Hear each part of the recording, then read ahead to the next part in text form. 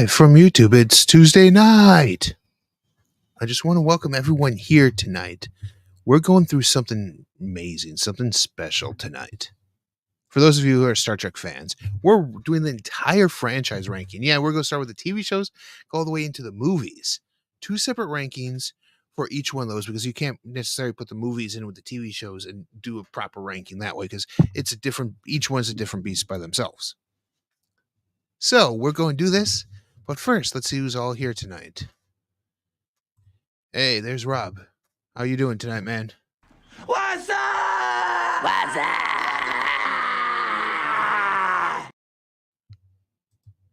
Hey, Hunter. How you doing, man? What's up? What's up? And do what he says. Smash that like button. You know what? Set that phaser to smash. There you go. Set that phaser to smash it. That fits better. We have people. And we have people. Rob and Hunter are here. Welcome, guys. I'm just glad you guys are here tonight. I'm glad everyone's watching this. If you're watching this on the replay, thank you for joining us. I want to know what you guys think of the rankings and where you would put some of this stuff in your own rankings as well. So comment down below. If you're part of the live chat, comment on there. If you watch this in the replay, comment in the comment section down below to make sure we know what your rankings are. If you agree or disagree with what I'm putting forward, because after all, these are my rankings. These are nobody else's. These are personally mine. So here's what we're going to do. We're going to start into this thing because there's a lot. A lot. And you want to know something? Yes, movies and TV, Hunter. Movies and TV. We're doing the TV first. I've seen most of this. Like, it's been a while since I remember watching some of the movies, but TV show wise, I've seen them all. So I get to talk about those first. So without proper footing, make it so. Let's engage tonight, folks. So here we go. Number one. I'm sorry. The lowest one on this totem pole here, as you guys can see here, is Star Trek the Animated Series. This is a TV show that ran for 2 seasons from 1973 to 1974. And the important thing to know about this TV series is that it ran for NBC on 2 seasons, spanning 22 half-hour episodes. It produced by Gene Roddenberry and DC Fontana. The animated series at the time was considered to be the 4th season of Star Trek and won an Emmy in 1975 for Outstanding Entertainment Children's Series.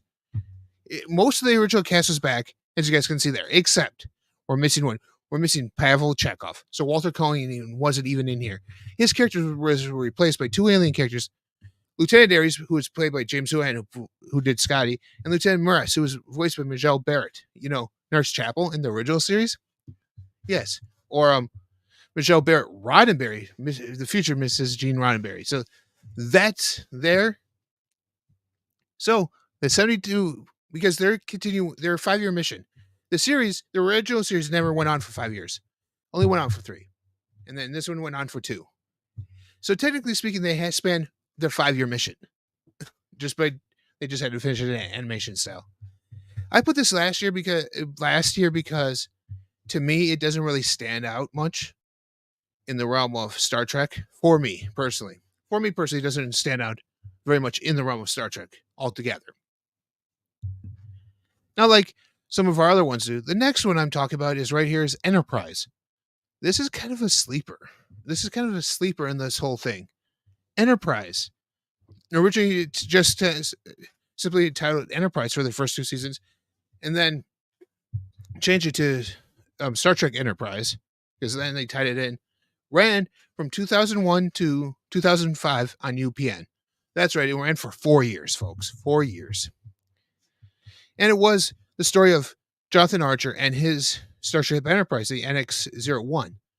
And what it is this was the first Starship Enterprise, the very first one. So kind of bringing it back from the original Star Trek series, because you're talking Star Trek has happened, Next Generation has happened, Deep Space Nine has happened, Voyager has happened. Now we have Enterprise. And this goes back.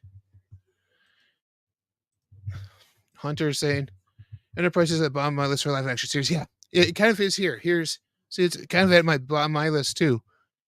In concept, it's great because it takes you what the first Enterprise was like as compared to where we started this series and started the stories. But with that, it's just kind of different in that support. We have first off a female Vulcan, first officer T-Pole, which is weird because Spock was the first Vulcan in Star Trek. That kind of was different here. We had her best friend, Chief Engineer Trip Tucker. Enterprise also broke Star Trek tradition by its opening credits set to a pop song instead of a Star Trek song, Where My Heart Will Take Me, performed by Russell Watson. So we have that there. We have I Keep Waiting for the Captain to Take a Quantum Leap because it's Scott Bakula. That's funny.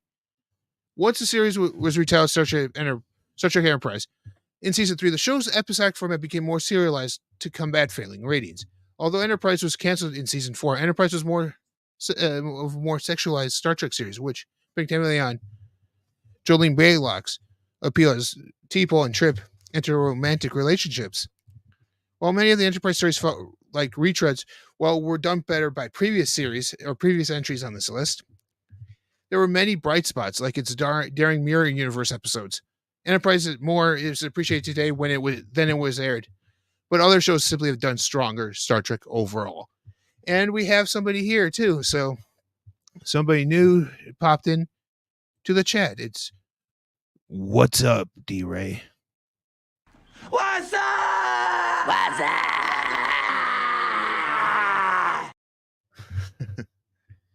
Yeah, I kind of agree, Hunter. I hit the wrong one right here. That it is on the bottom of the list. It kind of didn't. It felt like they were trying to do Star Trek for more so, hey, let's try and get the younger crowd into this than the fan base we currently have. It kind of felt a little weird, even on UPN. It just felt weird. So the next one we have is none other than Star Trek Voyager. This might not sit well with a lot of people. Star Trek Voyager aired for 7 seasons as the flagship series of UPN from 1995 to 2001. 7 seasons. One of the longest series on this list. One of them. It broke new ground with this Star Trek series with the first female lead, Kate Mulgrew as Captain Catherine Janeway. The concept of Voyager mixed Star Trek with Lost in Space, which kind of was an interesting concept at the time. If you're not familiar with Lost in Space, the Robinson family were space explorers. They get trapped on a planet. Danger, Will Robinson, you know that robot? Yeah. So it kind of mashes the two concepts there. The USS Voyager was lost in an unexplored Delta Quadrant, which Lost in Space was part of it, which allowed the series to introduce new aliens like the Kazan and the Hirogen and species 8472. Yes, the species just had a number, folks. Just a number. Eventually, the Borg became the primary villains of the series. And 7 and 9, played by Jerry Ryan. You see it right there, standing up. The only one not besides Neelix not in a Star Trek. What's Hunter saying? Hunter's saying, so far your list is matching mine from for bottom of the barrel. Yeah. The Borg return. 7 and 9 was the Borg returned to her humanity and became a popular member of the Voyager crew. Voyager's legacy opened a gateway to numerous new fans, especially girls and women who became enamored with the Star Trek franchise, thanks to Janeway and 7, and the strong female characters in its ensemble cast, too, like Jax. Voyager suffered from being the third Star Trek series executive produced by Rick Berman, that never quite lived up to the lofty expectations of inheritors of Star Trek The Next Generation's torch, or garnered TGN's ratings and popularity. Voyager normally had a dozen 2-part episodes that were essentially Star Trek movies, and many aspects of the series are being continued in Star Trek Prodigy today. So it kind of had its own spin-off with Star Trek Prodigy, which is on this list. So the next one. This is the one that might shock some people, what I have here next. This next one might ruffle some feathers. Hunter, I don't know if it's going to ruffle yours. Let's see. That's right, the original series. The original series I have right here. We had 3 seasons from 66 to 69 on NBC. The original show is the one that started all. D-Ray says, I don't think I ever sat through a full episode of movies or Star Trek other than the J.J. Abrams films. That's a lot of people's thought process. That J.J. I'll get to that when we talk the movies, D-Ray. Just hold the thought. Gene Roddenberry created Star Trek. Stars the iconic William Shatner as James C. Kirk, Leonard Nimoy as Mr. Spock, and DeForest Kelly's Bones McCoy. So you see, these guys were pretty much your your three main stars on here. You guys see Wrath of Khan, D-Ray? Yeah, you do. The original series was a TV series much of its era, but Roddenberry insisted on the multiracial USS Enterprise crew to show how far humanity has come in the future, and he fought for the network for the alien Spock to be the lead character. Star Trek, the original series, also hired notable science fiction novelists to write the episodes. The generally acknowledged series best episode, City on the Edge of Forever, was written by the late Harlan Ellison. Yes, science fiction writer Harlan Ellison. While its visual effects are primitive by modern standards, Star Trek, the original series, produced several episodes laden with issues, especially when its budget was reduced in season 3 due to low ratings. Kind of like Batman was in 66 too. Low ratings that way. D-Ray says that's the only one I think I've seen part of. Oh, Wrath of Khan? Good one, D-Ray. Watch it. So, the episodes are still hailed as among some of the finest in the entire franchise. Star Trek continues to stand the test of time, and its inspirational foundation that the entire franchise was built upon. Many of the original series' best aspects have been built upon and survived by the Star Trek series that came after it. Number 7 is one that I said is a spin-off. The next one, I should say. Right here. Star Trek Prodigy. Star Trek Prodigy. 2 seasons starting in 2021. Netflix only. Star Trek Prodigy's mission is to bring the values of Star Trek to a newer and younger audience, which I'm for. It's animated. I'm all for them bringing this to. It started on Netflix. It's now on Paramount Plus. So it brought the Star Trek to a younger crowd, and because of the animation style, that was great. Kind of like how Star Trek the original series had the animated series, kind of bring it forward more to a younger crowd. Star Trek Prodigy was the first CGI animated of all the Star Trek series. Prodigy season 1 centered on a ragtag group of alien teens who commandeer Starfleet's USS Protostar to make their way to the United Federation of Planets, so the headquarters of Starfleet. Guided by a hologram of Captain Janeway from Star Trek Voyager. Yes, so Janeway's back, also voiced by Kit Mulgrew. Prodigy's cast of young heroes led by Del-Rel and Gwendolyn soon come under the tutelage of the real Admiral Janeway herself. So she's an admiral now when this happened. So this is years later. This is years later after Voyager. Haven't seen Prodigy. Hopefully it will get a steelbook like Lower Decks did. Yes. I agree with that. It's deserving of some love. This series is deserving of some love. Yeah. Prodigy was canceled by Paramount Plus, but a dedicated fan campaign later helped bring season 1 and the upcoming season 2 to Netflix. So, what Star Trek Prodigy achieved in its lone streamed season thus far is remarkable, introducing endearing new characters. Yes, new characters that everyone loves. Prodigy also lovingly calls back to the history of the Star Trek franchise, with special emphasis on continuing where Star Trek Voyager left off. While Prodigy is mind-bendingly expensive in its scope, with the time travel and alternative future timelines central to its main story, Star Trek Prodigy never loses sight of its young heroes and their coming of age as they embrace the best of what Starfleet is all about. Lower Decks, Discovery, and Picard all got steals. Yep. So here's the thing. I love this concept. They missed the ball with Will Wheaton as Wesley Crusher. You had Alex on the Next Generation cast too. You had in Deep Space Nine, Cisco had a son. So kids were in 2 series. Kids were a big aspect of Star Trek. You could have done something like this with that group and be like, hey, here we are. It's Starfleet. Let's do this. But I kind of think having it be an alien species kind of makes it different because they're not all humans. They're not all aliens we know. These are different alien species that you can make them look very cool by doing CGI for them. My next one, Hunter, you've mentioned it already. Lower Decks. 5 seasons from 2020 and still going. Even as less than Frankie's, yes. I remember that so much. Anyways, on Paramount Plus, we have Lower Decks, folks. Lower Decks. If you look at this picture right here, you guys see they look like the Next Generation cast and everything. Lower Decks dares to be blisteringly funny, but it's also a generally heartfelt love letter to Star Trek. Star Trek Lower Decks is inspired by Star Trek The Next Generation. It's episode Lower Decks. Duh, that's the title name, folks.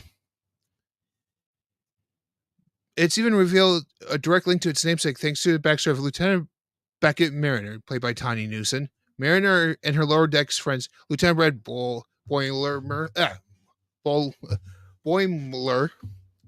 played by Jack Quaid. Lieutenant Devana Tendi, played by Noel Wells, and Lieutenant Sam Rutherford, Eugene Cordero, embody the best aspects of Starfleet while poking endless fun at Star Trek's numerous tropes. It's hilarious. Tawny Newsom and Jack Quaid brought Ensigns Mariner and Bolmere to live action in an acclaimed crossover episode of Star Trek Strange New Worlds. Yes, I'm going to get to that, folks, too. They even had a crossover episode where, like I said, 2 characters up here actually came over to Strange New Worlds and kind of made it the first Star Trek show to cross paths. Well, while it was on, cross paths with another show. Because we had crossovers with the original cast in Next Gen and DS9. But that was after those other shows were gone. I mean, Lower Decks runs the gamut of being the funny, heartfelt, provocative, but it's pure Star Trek to its core. So it's pure Star Trek, but it's more modern for today's world. Next one, Hunter. As much as I like the last season of this, and most people do, Picard. Star Trek Picard. It's 3 seasons from 2020 to 2023 on Paramount Plus.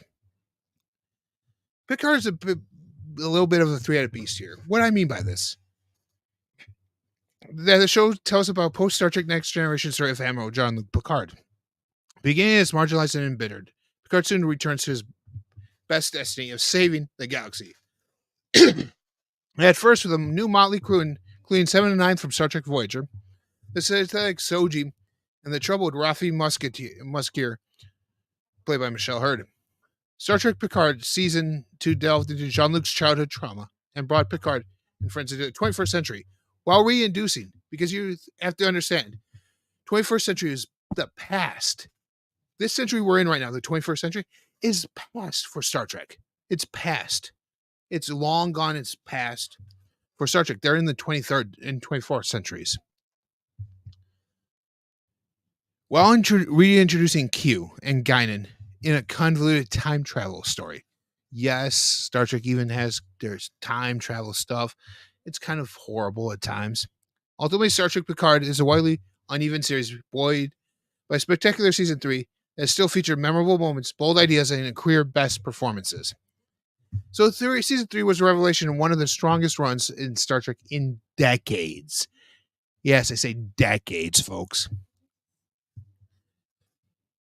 Under the guidance of showrunner Terry Matlis, Picard Season 3 reunited the cast of The Next Generation and delivered what fans wanted, a resonant and enormously entertaining celebration of Star Trek's past, present, and future. With Picard, I rank 3 as the best Season 1, followed by Season 2. I have to agree. Season 2 is kind of a bland middle, but it always seems that way. It's like Season 1 gets you hooked, Season 2 is kind of bland, and then Season 3 picks up the stakes even more. That's just me, though.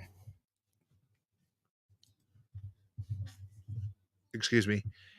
Star Trek Picard is widely uneven series, buoyed by a spectacular Season 3 that's so memorable moments, bold ideas, and career best performances, like I said, from the Next Generation cast, like Patrick Stewart, Jonathan Frakes, and Michael Dorn, Riker and Worf.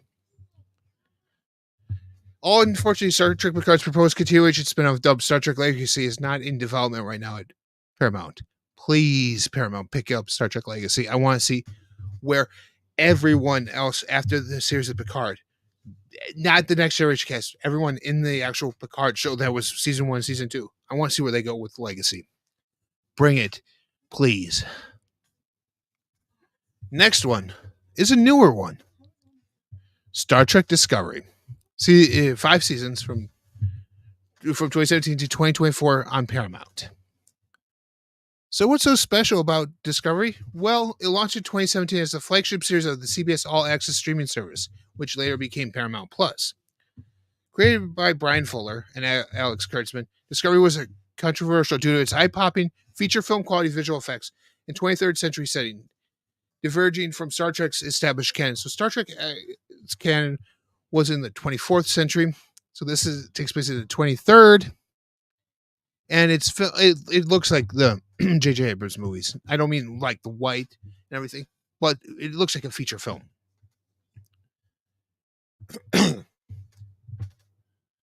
Discovery's redesign of the Klingons was also widely disliked. Yeah, I kind of didn't like that one either. Discovery also centered around a revolutionary lead character, Michael Burnham, the first African-American woman to be headline a Star Trek series. Star Trek Discovery's first 3 seasons was Michael's journey to the captain's chair, which I kind of like. You have 3 seasons here to get her to the captain's chair, and they were good seasons, and her storyline was built upon that, and I enjoyed that. While the series remains divisive, I misspoke. Star Trek Discovery's success ushered in a new modern Star Trek era. Discovery soft reboot in season 3 switched its setting to the 32nd century. So even further in the future, allowing Discovery to chart Star Trek's furthest future. Star Trek Discovery's thrilling, breakneck stories, and complex character relationships undoubtedly revitalized the franchise for a modern streaming era. Bowing out in season 5, Star Trek Discovery will likely be more appreciated in the future than it currently is today. One of the ones Hunter was talking about is right here, Strange New Worlds. It's an example of what modern day Star Trek can be. A spin-off of Star Trek Discovery, Strange New Worlds is set in the 23rd century and chronicles the 5-year mission of the USS Enterprise under Captain Christopher Pike. For those of you that don't know who Pike is the original captain of the Starship Enterprise before Kirk takes over. We see him in episode 1 of Star Trek. He dies. We've seen him in the movies. So this is a good one. Anson Mount does a great job as Christopher Pike in here. And it's a great one to actually see him grow as a captain and actually see Pike's adventures. 3 seasons from 2022 on till now on Paramount Plus, folks. Okay. Showrunner Akiva Goldsman and Henry Myers reinvented Star Trek by the Star Trek group by delivering what Star Trek the original series would have been like if it was produced in the present day. The results are a breathtaking prequel series with vividly realized characters that has rapturous invigoration of the episodic format and new frontier spirit of the classic Star Trek. Strange New Worlds lends a cool factors to Star Trek that the franchise has never quite enjoyed before.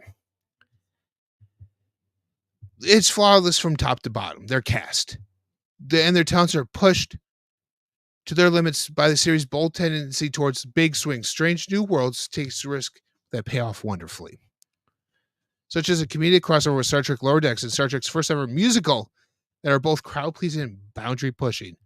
Yes, they even had a musical, and it's a great episode, folks. I suggest you guys watch it. Captain Pike, number 1, Spock, James C. Kirk, played by Paul Wesley here, from Vampire Diaries, and Scotty, or played by Martin Quinn, with a flower of youth, imbues decades-old icons like those ones I mentioned. Best of all, Strange New World lends a cool factor that's never quite enjoyed before. So, they bring the cool factor back here. This is what Star Trek should be. This and Discovery, in my opinion, are what Star Trek should be for the modern era. But in my listing, we're at the last 2 of TV, folks. Wonder which 2 are left. If you've been following along, you should, and you know your Star Trek, you should know which 2 are left. That's right, Deep Space Nine. And there's, if you guys see there closely, you guys see Worf wearing red. Way past his days of yellow. Deep Space Nine is a revolutionary Star Trek series that truly took the franchise in a bold new directions. DS9, that's what we're going to call it. DS9 was the first Star Trek series not set on a starship, but rather a space station. Deep Space Nine starred Avery Brooks as commander, then promoted to captain season 3. So kind of like in Discovery, how we had the captain's journey, we also get that here. That's why I think that's an important aspect of this. We always see the captain already as captain. We don't see him as a commander getting that thing. So getting that promotion. So we get it here. And I actually enjoy it because it's a great time to see the way Sisko grows. He becomes the first African American lead of the Star Trek series as well. Sisko was a further raising his teenage son Jake aboard the space station. DS9 emphasized the eclectic ensemble cast, including Quark and his extended Ferengi family, Odo, the changing security chief, and Garak, a Cardassian spy living aboard the station. Yes. So we focus on the Ferengi, Odo, and the Cardassian a lot in here because Odo is barkeep of the space station, and it's hilarious right there. Some of the great stuff is there. In season 4, Deep Space Nine introduced Worf into the picture with the help that helped boost the spin-off's popularity among Star Trek fans. Thanks to their showrunners, Deep Space Nine was the first serialized Star Trek series and unfortunately tackled heavy issues like love, death, religion, the Cardassian occupation of Bajor, the series villain Gul Dukat, and the Dominion War. Yes, even the Dominion War. Always mentioned, never done. They did it. Among Deep Space Nine's greatest episodes are Far Beyond the Stars, where Sisko dreamed himself in a 1950s sci-fi writer, and in Pale Moonlight, where Sisko manipulated the Romulans into entering the Dominion War. Unquestionably, the risk Star Trek Deep Space Nine took enriched Star Trek and made it a deeper, more fascinating universe than it ever had been before. So, which one's number 1? Have you guys figured it out yet? Which one's number 1? The space station, it was kind of like a United Nations of the main factions, creating a melding pot to help them learn to deal with their cultural differences and all the troubles that come with it. Yes, it's like taking the Federation plans and sticking them on this little space station on a wormhole. I agree with that, Hunter. That's one way to actually put it down in layman's terms for everyone to understand. So number 1 of TV, obviously in my list, is The Next Generation. This is the one I grew up with. This is one a lot of people my age grew up watching, and then we went backwards to watch the original series and then watch everything else going forward. This cast is very iconic. You have them all right there. Would I say this is as iconic as Kirk's crew? Maybe Picard and Riker. Maybe Worf. And maybe Data. That's about it. But like if you were talking with people outside of Star Trek fans, out of this one, Picard, Riker, and Data were probably, and Picard and Riker, just because of memes, are probably the 2 most popular ones here. When the Star Trek Next Generation is all told, the finest example of Star Trek that defines what the franchise can be. The Next Generation was set in the 24th century and starred Patrick Stewart as Jean-Luc Picard. Captain Jean-Luc Picard, commander of the USS Enterprise D. Like Star Trek, the original series, The Next Generation was an episodic series, with the occasional 2-part episodes, folks. But it was widely more successful during its run, regularly ranking number 1 in the syndicated program slots. The Next Generation's cast is iconic and beloved, while the actors from Star Trek, the original series, appeared on the show, including DeForest Kelley, James Doohan, Leonard Nimoy.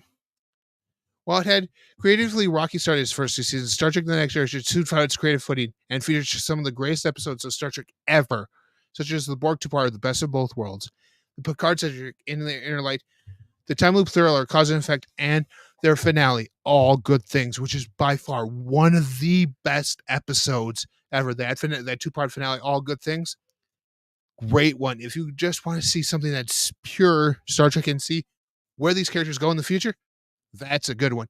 And they kind of play on that in Picard too.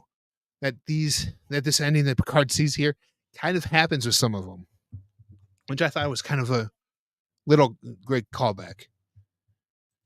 I believe the crew of the TNG is more known than the OG crew for today's young folks. Yeah, that's very well could be. Star Trek: The Next Generation compellingly expand the Star Trek universe and forged the immensely popular 24th century era, diving into complex Klingon politics and history, introducing the Ferengi, Cardassians, Bajorans, and of course the Borg, who perhaps are the franchise's greatest villains. And it's by Star Trek: The Next Generation encompasses everything fans love most about Star Trek. Q was my favorite villain. I have to agree. Q by far is the best example of a villain ever.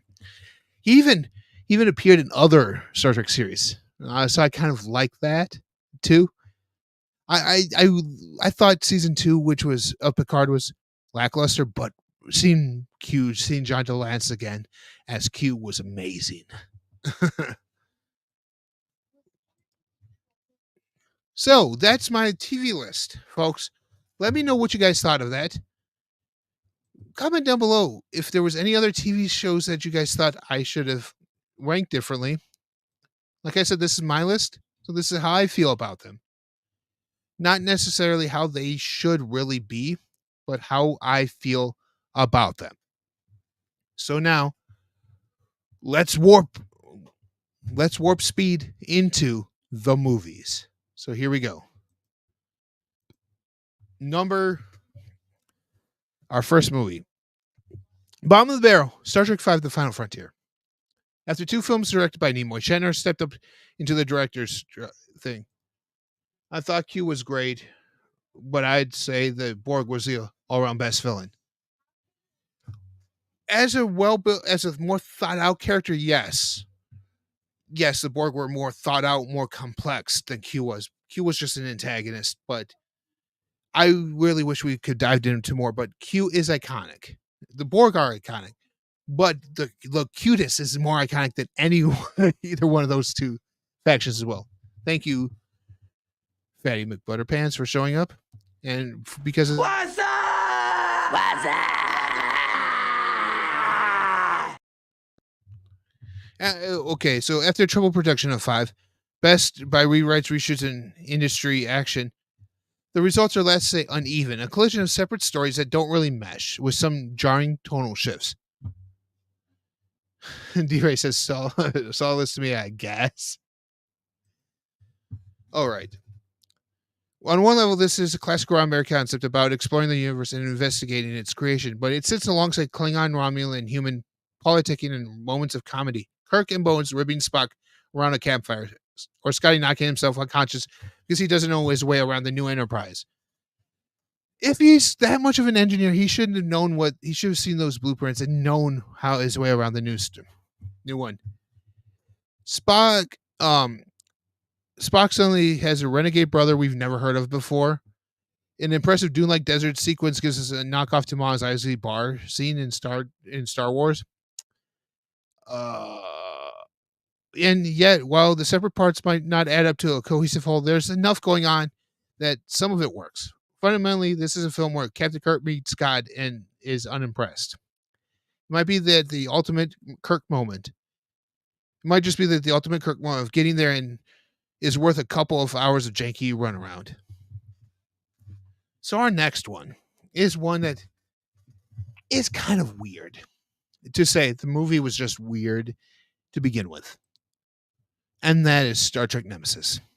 A fairly catastrophic. Everything on the list thus far has been spot on, well, except for the original series LL. I would put it beside Deep Space Nine. Yeah, I just never. I see where you're going with that, Hunter. I just never care really. I've watched the entire original series. I like parts of it. I just don't like it all as a cohesive unit. Yeah, that's why it's lower on my list. Sorry, man. Star Trek Nemesis, a fairly catastrophic failure, both critically and commercially. Nemesis did what no Star Trek film had done before: killed the franchise stone dead for almost a decade. Yes, because of this movie, we hadn't had a Star Trek movie or series in almost a decade when this came out. It's still fun to hang out with the Next Generation crew, but the cozy familiarity aside, this is a disappointing experience. Its visual murky, bogs itself down, and it was a laden plot of a Romulan intrigue. It has limelight hogged by Brent Spiner and suffers from one of the weakest villains of the series, Tom Hardy's Reman rebel leader, Shinzon. Not to mention, Shinzon is a clone of Patrick Stewart of Jean-Luc Picard. Like, really? Like, couldn't you come up with something better than that?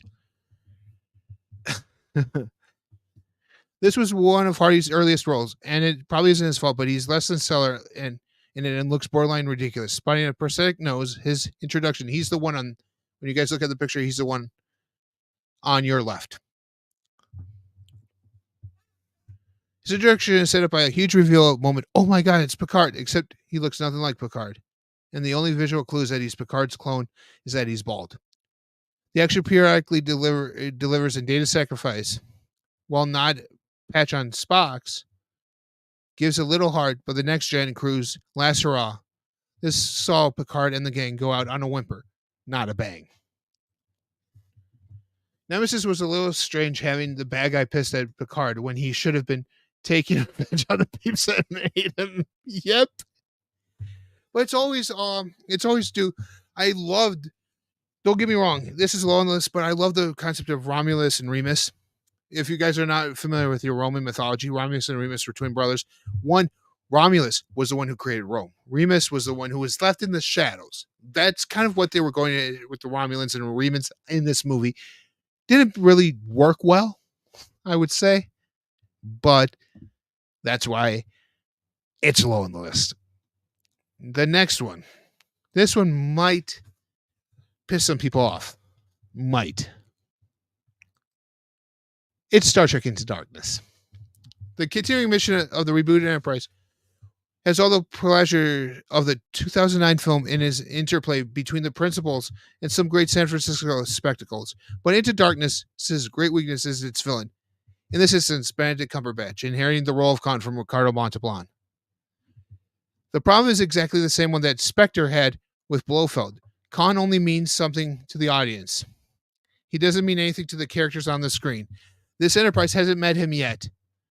Hasn't even met him in Space Seed. So this film's the whole agenda. It's a remix Star Trek 2 with another Kong. But hold on to your hats. It doesn't work. This Khan is just another bad guy doing generic bad guy stuff. His being Khan is ultimately neither here nor there. I'm not Harrison. I'm Khan. Are you? Who's that then? If you need a Zoom call with your future self to explain the stakes, you're more the problem than you realize. I thought it would have been the original film in this spot.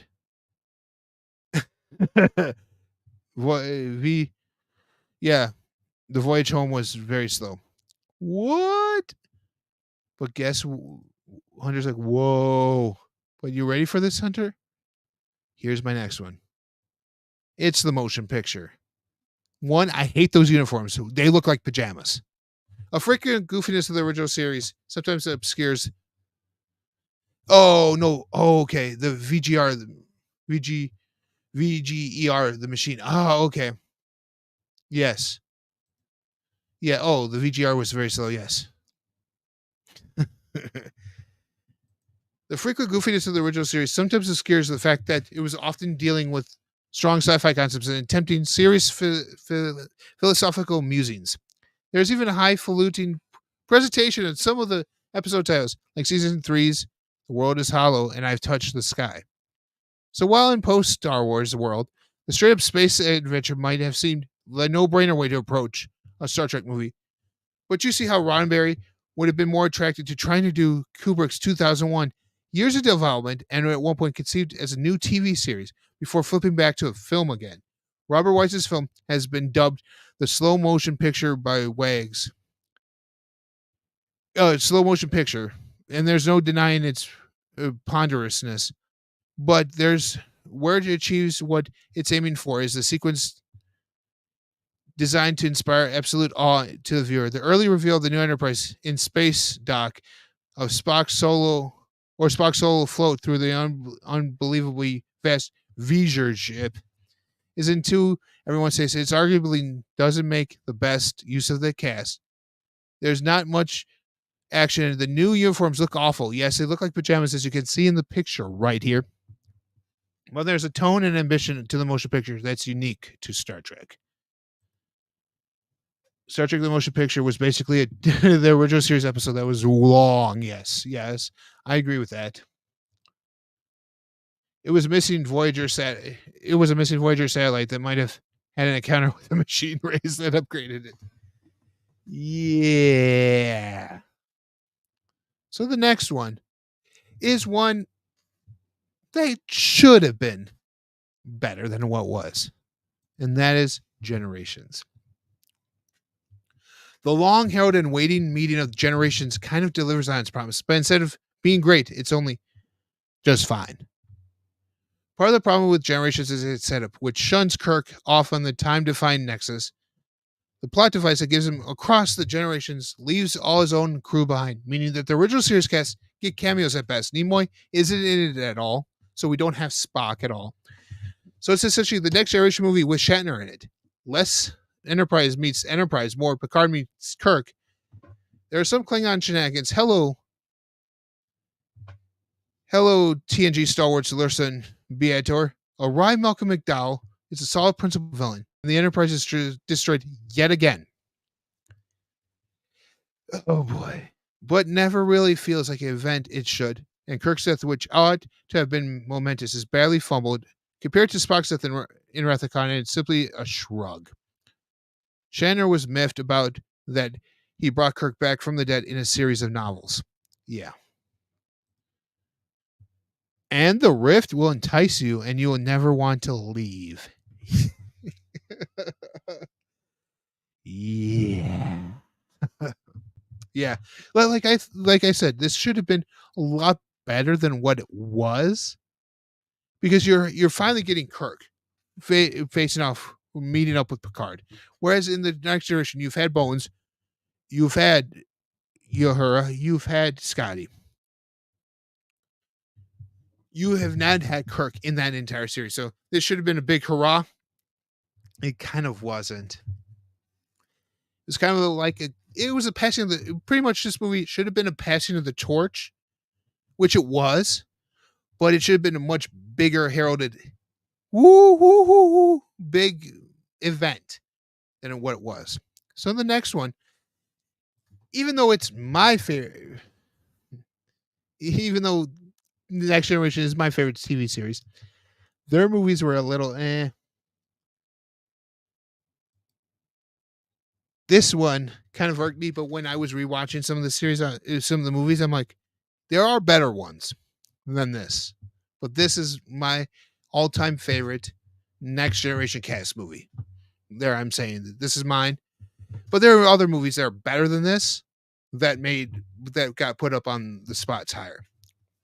Of all the Star Trek films, Insurrection feels the most like a standard episode of this TV series. The budget's obviously bigger and screen wider. The effects are more impressive, but strip down those elements away, and the story would barely have played in any differently on the small screen.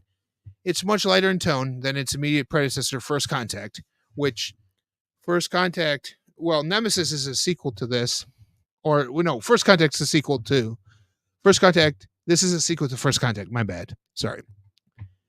And therefore it feels much less consequential, but it's still enjoyable for that. Largely a character piece focused on Data, as the next gen film increasingly were. It involves the Enterprise crew actually breaking the Starfleet's sacred Prime Directive in a non-interference while in an observation mission on a peaceful planet, Baku. The sequence draws the attention of a Sona, Clive Barkerish, mummified aliens who keep themselves alive with frequent transplant surgeries that are led by the unrecognizable F. Murray Abraham. The stakes are on the low side, but the set pieces deliver, and you get to see Riker and Troy in the bath if that's your thing. This one was a little slow for me. You said it. It felt like an episode more than a movie. Yeah, it did.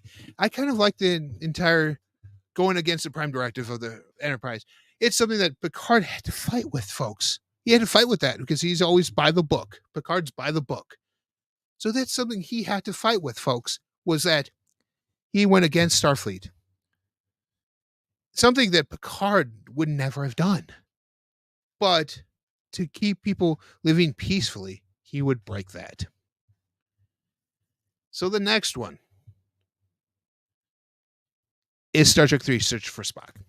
Star Trek 3 can't help but feel smaller and less urgent than its extraordinary Wrath of Khan. And while clearly we want Spock back, this does feel like an entire film in service of undoing Star Trek 2. Yes. Hey, we want to do more Star Trek, but Spock's the main character. Spock's popular. Why did we kill him off? Let's bring him back. It's less flat out and simply fun than its predecessor, and that seems to be a definite, deliberate choice. While not at motion picture levels of heaviness, still seems to be aiming for the more weight again. Leonard Nimoy directs the first of many Star Trek cast members to make the transition to the other side of the camera. He's clearly great at giving performances, but less sure-footed with pacing and action. And there's a lot of spoken exposition. The villains, too, don't seem as threatening. Just a brigade of ornery Klingons led by a rather oddly but comic actor Christopher Lloyd. You can argue he wasn't Doc Brown yet, but he was the Reverend Jim. Even the destruction of the Enterprise doesn't quite have the impact as you would intend. Although maybe it's the function of having seen it destroyed again so many times in the years since. So nevertheless, it's never less than enjoyable, particularly the Bones behaving oddly strand that largely drives the story. This is an amiable, watchable Trek, and sometimes that's enough. T3 is a lot of fun. Yeah. After the Genesis project went awry, I knew this would have been their next movie's intention. Yeah. Yeah. Yeah. The next one. Beyond. Star Trek Beyond. After the misfire of Into Darkness, the clear mission here was simple. Forget fan pleasing that pleases no one and deliver a straight ahead brand new Star Trek adventure with the characters we know and love, untethered from any weight of continuity or intertextual engagement with past glories. Beyond is a breath of fresh air, creatively, and a huge success. Benefiting from the gonzo energy of multiple Fast and Furious movie director Justin Lin, Simon Pegg Scotty emerges as perhaps the film's MVP. Odd that, considering he co-wrote it, and is given an amusing double act with newcomer alien scavenger Sophia Boutella beats and shouting, and Idris Elba is a solid villain, although you might wish a new series would play a different bad guy card than the Grudge against Starfleet.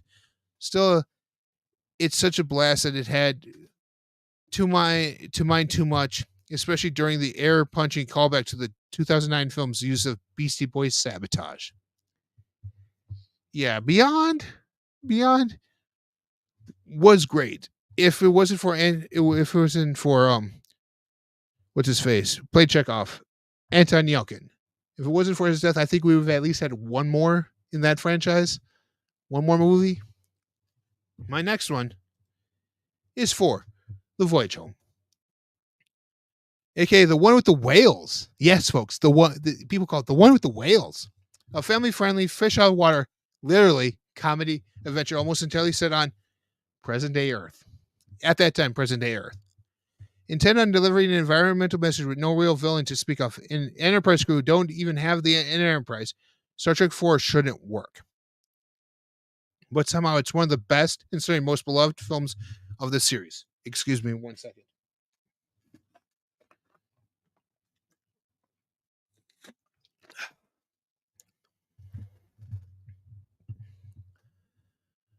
Maybe it's about its accessibility.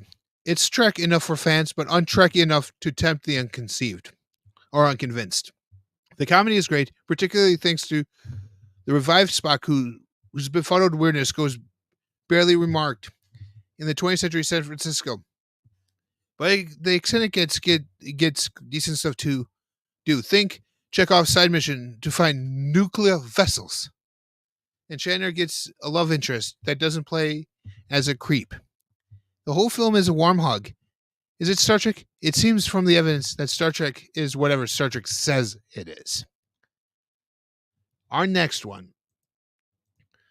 the 2009 Star Trek, starring Chris Pine. I actually hit that. An alien ship that missed conversations with a sperm whale sounds like a little fishy to me. Oh, the puns. Star Trek's big comeback was a reboot and an origin story, recasting the original crew, telling the story of their first mission aboard the Enterprise, not long out of Starfleet Academy, which was kind of an interesting take on this movie. The surprise is the extent to which it's also Star Trek 11, smartly setting up the branching timeline that allows it to remain canonical, even if it contradicts Trek that's gone before it. It has its Gaga and eats it too. Leonard Nimoy cameos as Spock, we already know. And the new cast, Christopher Fine, Zachary Quinto, Carl Urban, Zoe Saldana, and Simon Pegg, do a great job of making the iconic roles feel both familiar and fresh. It's an energetic, colorful, pacey film revealing in joyful nostalgia and a deep love for these characters. It's just a pity with the focus on building the team. Eric Bana's villain ends up a bit sidelined. Even though he's destroying planets, he's somehow no con. Star Trek VI, The Undiscovered Country. The near disaster of Star Trek V almost killed the franchise, so VI was returned to the safe hands of Nicholas Meyer, who previously snatched the Wrath of Khan from the jaws of the motion picture. It doesn't quite hit Khan levels of excellence, but it does give the series its best villain since Ricardo Montalban. In Christopher Plummer's raging Shakespearean quoting Klingon general, a monomaniacal Ahab whose white whale is Kirk. If you're not familiar with Moby Dick, Ahab is the guy who's going after Moby Dick, and Moby Dick's the white whale. Epic at scale, taking place across multiple ships and planets. The film's main plot point is nevertheless nevertheless a more intimate murder mystery. So there's more room for character moments and effective storytelling. The obvious advancing age of the principal crew is explicitly acknowledged. Adorably, the climax of the film generally rests on whether a portly old man can run up some stairs. Yes. And while VI was a whodunit, it was a whodunit original series episode. It kind of was. End of the Wire context is peace negotiations between the Federation and Klingon Enterprise serve as a bridge gap between the original series and this just starting Next Generation, making this arguably a more effective handover than Generations was. That's why it's up here higher. While some of the principal cast would return for guest appearances, either in subsequent films or in small screen Next Generation, Deep Space Nine, The Undiscovered Country feels valedictory, the last hurrah of the original Enterprise crew. This should have been their last movie. It felt like it was a goodbye to them. It felt like, because the Next Generation was starting, it felt like this was the one that's like, here you guys go. You guys are next. This one is next. The First Contact. With the Borg, the standout villains of the Next Generation, they even assimilated Picard in a fantastic end of season cliffhanger. Their progression to the big screen face-off was inevitable. Like Thanos, I am inevitable. The results of First Contact make it one of Trek's nailed-on classics. The impeccable Borg's Borg's Geigerish design and body horror vibe don't necessarily quite gel with Star Trek ethos, but the film balances those elements with some wide-eyed Roddenberry-ish wonder in the plot about humankind reaching for the stars, specifically the first warp flight. Yes, the First Contact was all about warp flight with Zephyr Cochrane and everything. So this is what this movie was about. Some have questioned the introduction of the Borg Queen. They were terrifying hive mind, but now they got a leader. But logic aside, she's an undeniably great character played by the insidious relish of the otherworldly Alice Krieg. The series the scenes where she's tempting data are hugely compelling, circling around those big sci-fi ideas that Star Trek loves and addresses so well. An android choosing to be human. And Hunter, I know you can't complain about this one being number one. Star Trek II: The Wrath of Khan. The film that ensured Star Trek's future, a major regrouping and rethinking following the motion picture. It's thrilling, breathlessly action-packed, and emotionally hefty. The motion picture really only had a mystery, but The Wrath of Khan gives the Enterprise crew a truly credible, even frightening adversary in Ricardo Montalban's a grieved superhuman, and there's no greater illusion and illustration of how genuinely high stakes this film is, other than the main cast having to die. The needs of the many outweighing the needs of the few. It's straight up knockdown brawl across the galaxy, weaving in lore from deep Star Trek cuts all the way back, never alienating a non-expert audience. It's a sequel to a season 1 episode, but you don't really need to see Spacey to get immediately on board. There are new crew members, notably Christy Alley's Vulcan Savak, and the Wrath of Khan proves that the legacy players are far from done. Even the film sweetly acknowledges their lengthening teeth and faltering eyesight. And there is, of course, that Shatner moment, Khan, reminding us that there are other space adventure franchises. There are some things that are uniquely glorious Trek. Of all the films we've encountered in our Star Trek travels, this is the one that's most human. So it's about an hour, folks. I've went through all the Star Trek franchises, TV shows, and movies. Comment, tell them below, what did you guys think of my list? Were you right on? Hunter said for TV shows he would probably put the original series up there at 3 behind Deep Space Nine and The Next Gen. We disagree there, but he kind of liked everything else I had sitting there. So let me know in the comment section of this video, for those of you watching on the replay, or if you guys are here live, what did you guys think of my ratings? Is it something you agree with? Are there certain things I got wrong? Like I said, these are my ratings. These are what I think of these movies. And I hope you guys enjoyed this. Until next week, I'm Graydon. This has been Buster. I'm signing off. This has been Tuesday Night Live, where this show is the alternate to Tuesday nights. The alternative to Tuesday nights. I'll see you guys later. Bye. Oh, wait, before we do this, I got this here. Fatty McButterpants says I thought Voyager was top 3. Not to me it was. It's a great show. Don't get me wrong. Voyager's great. Just not a top 3 for me. Thanks, Hunter. I always have fun doing these. I'm glad you enjoyed it. Have a great night, everyone. Yes. With Hunter saying that, have a great night, everyone, and I'll see you guys later. Bye.